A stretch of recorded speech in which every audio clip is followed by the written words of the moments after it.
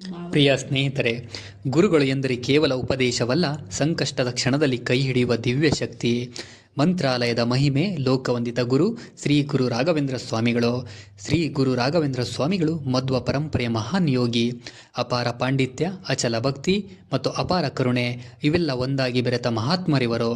ಬಡವರೇ ಆಗಲಿ, ರೋಗಿಗಳಾಗಲಿ, ದುಃಖಿತರಾಗಲಿ ಅಥವಾ ನಿರಾಶ್ರಿತರಾಗಲಿ, ಯಾರೇ ಬಂದರೂ ಗುರುರಾಯರು ಅವರನ್ನು ಕೈಬಿಡಲಿಲ್ಲ. ಅವರ ಧ್ವನಿಯಲ್ಲಿ ಶಾಂತಿ, ಅವರ ದೃಷ್ಟಿಯಲ್ಲಿ ಕರುಣೆ, ಅವರ ನಡವಳಿಕೆಯಲ್ಲಿ ದೈವಿಕತೆ ಇತ್ತು. ತುಂಗಭದ್ರ ನದಿಯ ಪವಿತ್ರ ತಟದಲ್ಲಿರುವ ಮಂತ್ರಾಲಯ ಗುರುರಾಯರ ಪಾದಸ್ಪರ್ಶದಿಂದ ಒಂದು ಮಹಾಕ್ಷೇತ್ರವಾಯಿತು. ಇಲ್ಲಿ ಅವರು ತಪಸ್ಸು ಮಾಡಿದರು, ಶಾಸ್ತ್ರಗಳನ್ನು ಬೋಧಿಸಿದರು, ಭಕ್ತರ ದುಃಖವನ್ನು ತಮ್ಮದು ಮಾಡಿಕೊಂಡರು. ಮಂತ್ರಾಲಯಕ್ಕೆ ಬಂದವರು ಕೇವಲ ದೇವರನ್ನು ನೋಡಲಿಲ್ಲ, ಒಂದು ಅಜ್ಞಾತ ಶಾಂತಿಯನ್ನು ಅನುಭವಿಸಿದವರು. ತಮ್ಮ ಅಂತಿಮ ದಿನಗಳಲ್ಲಿ ಗುರು ರಾಘವೇಂದ್ರ ಸ್ವಾಮಿಗಳು ಒಂದು ದಿವ್ಯ ಘೋಷಣೆಯನ್ನು ಮಾಡಿದರು.